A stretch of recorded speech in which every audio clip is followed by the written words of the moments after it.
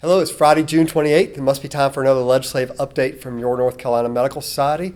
The end is near. So close to the So end. close. So close. Yep, the budget is done and off to the governor, so that is good news. That is definitely the beginning of a wrap-up. And as a reminder, this was a conference report, so Yes. no amendments were made during this process on the right. budget this week. So That's right. important to point that out. Yep, and this was a budget that we expected for a long time, at least within the Medicaid portion, because they had been setting up with savings for the past few years to pay for transitional time into Medicaid transformation, and that's really exactly what we saw. We didn't see a lot of other dramatic changes, but it looked like dramatic change because they were taking recurring money and turning it into one-time money because they're slimming down the department as we go into PHPs taking over Medicaid. Right. One thing that we want to point out that was included in the budget is a healthcare special session that is likely Yes. to happen in a few months. So that was something that wasn't in either the House or the Senate budget. So we'll be back Right. For that healthcare special That's session right. if it moves forward. And this was partly a proposal to try to appease Democrats, especially that were looking for Medicaid expansion in the budget.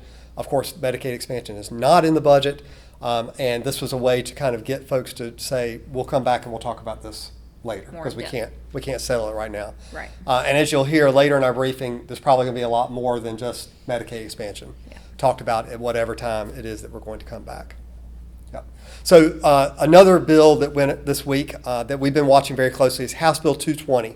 And you've heard us talk about this before. It was the Department of Insurance technical bill, but it had a very non-technical thing Right. placed into it this year. It doesn't just include healthcare, to point Right. out. It's not just focused on health insurance, but a number of different provisions. That's right.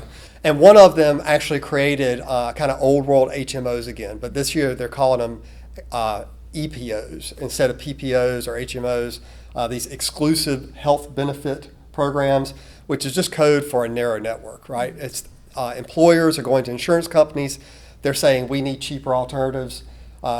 Insurance companies are saying really the only way we can do that is to narrow the network down, to restrict where patients can go.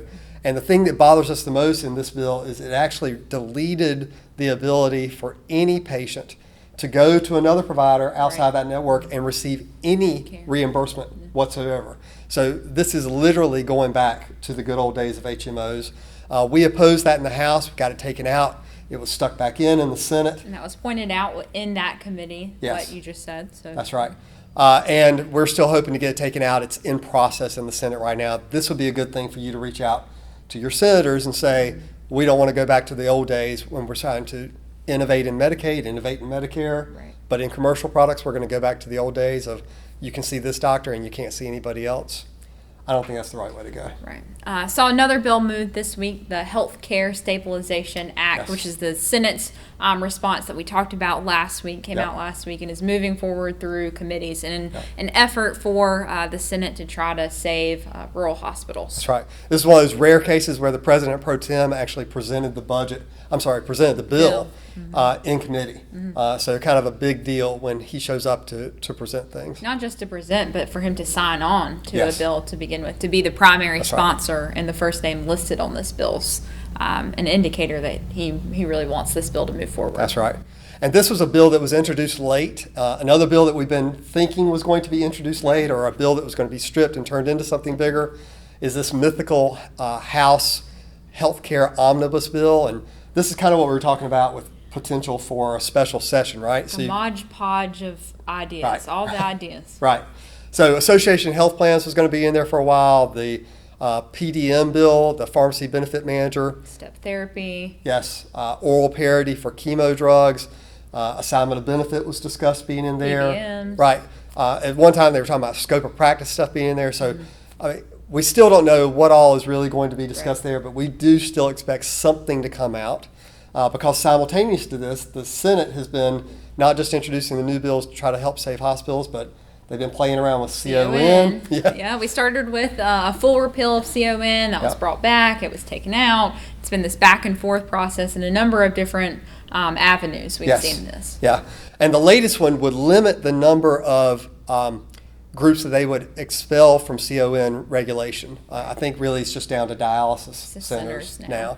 But it would change all the thresholds. And you've heard these bills in the past that have changed certain thresholds for major medical equipment or major medical facilities.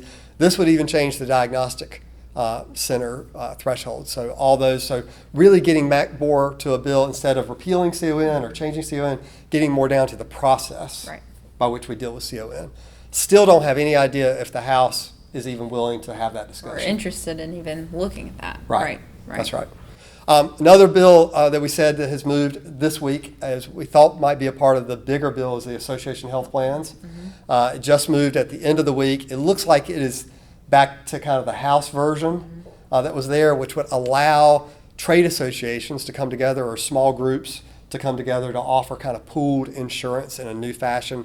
This is something that, as long as it's regulated by the Department of Insurance. And that was the most important part for us, which is different from the bill that we saw in last session that was not under the Department of Insurance, which we were very concerned about. Right. Has proper funding behind it, all those sorts of things. This seems to be in the right shape going forward. But we're watching that one closely. Most definitely. Yep. In other bills, lots of other things. Organ and tissue donation. I know we've talked about that bill several times. Dr. Murphy has been the main sponsor of that one, allowing not just your organs to be donated if you designate that on your driver's license, but for tissue and other things to be donated as well. Yep. A cancer registry advisory group, really to study, to dig in more to the data that's out there to see if we can figure out trends in cancer in North Carolina and how to clusters. Clusters. Figure out how to start addressing those things. Also saw death by distribution move through this past week. That's a bill we've been following closely, and it does still include the change that we had asked for to say if you're falling under the standard of care and prescribing opioids that you would not fall under this new law. That's right. And inmate health care is something that we've been talking about a lot, and there's been a proposal of how to actually manage that a little bit better, including some targeting of UNC hospitals to be helpful in that scenario. Again, that's moving as well right now. We had another great White Coat Wednesday. Yeah, it was a great White Coat Wednesday. We had several leadership college scholars with us. A board member, Dr. Rachel Keever, was here, and two oncologists. So another great White Coat Wednesday. Great to have them in the building this week with all of these topics being discussed. So it was fantastic to have them. And being able to not just build those relationships like we talk with you all the time, but to actually talk about their own patients and how some of these bills would impact their patients back home. Really cool.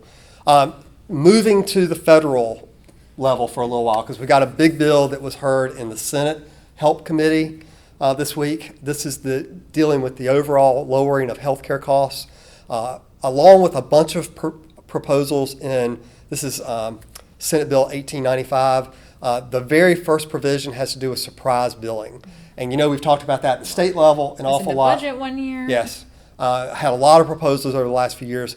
The one that's in the current U.S. Senate version includes a benchmarking process that is not as good as what we were looking for. We were looking for an arbitration model, much like New York, because the arbitration model was like baseball arbitration, where it threw out the high and low and found kind of a fair price in between. And it seemed to really be working to where it didn't really advantage providers or physicians or others, or it didn't really advantage insurers. It was just kind of 50-50 back and forth. The current benchmark process that's laid out by the Senate really advances insurers over any other provider because it sets up the median in-network rate. And this is something that just could spiral downhill year after year after year and really help to us lose control over how we're going to get paid by health insurance companies. You guys responded so well to our action alert that we had over 1,000 responses to that action alert. So we were so glad to get all of those emails to the federal delegation so you could have your input heard. Yeah, and that's been great. It's really helped out our staff, our lobbyists on the ground, as well as our CEO who talks with the congressional delegation all the time. And we're hoping to see some changes. Whether or not in the Senate bill, we're not sure, but there's another Senate proposal coming out by Cassidy, and then there are multiple U.S. House votes. So we've got a few weeks that we're going to keep talking to you about how to work more closely with our congressional delegation on this bill. So a lot for the week. Yeah, this week. We're expecting next week for the House to be out and the Senate to be in, so it probably won't be. Just a few days. Right. Probably won't be quite as busy because of the July 4th holiday, but we'll bring you a quick update about where they are, and we do expect the U.S. House and the U.S. Senate to be taking some more action on the surprise billing. So we'll give you an update there as well. All right, until then, Have a great week. We'll see you soon.